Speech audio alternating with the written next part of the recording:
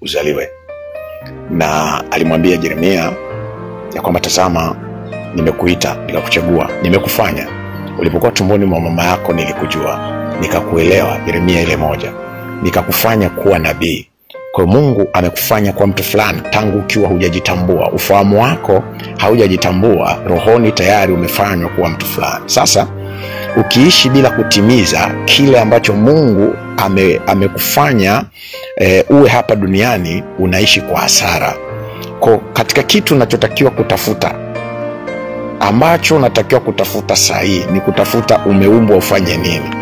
Kwa sababu unapoishi bila kujua kwa nini unaishi katika nafasi isiyo ya kwako.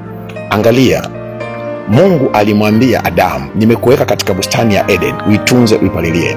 Siku Adamu alipotoka kwenye bustani ya Eden, ndio mwanzo wa mateso yake ulianzia hapo. Pesa utakapoenda mbinguni, Mungu hata kuja kwako kuomba karatasi za kile ulichosomea. Mungu hata kuja kukuambia miaka mingapi umeishi. Mungu ataomba alichokupa.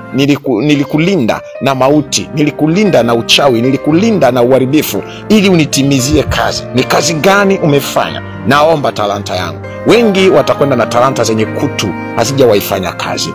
Ole kwa mtu huyo. Wengi watakwenda na talanta ambazo hazina sura tena, zimeshapotea sura zake.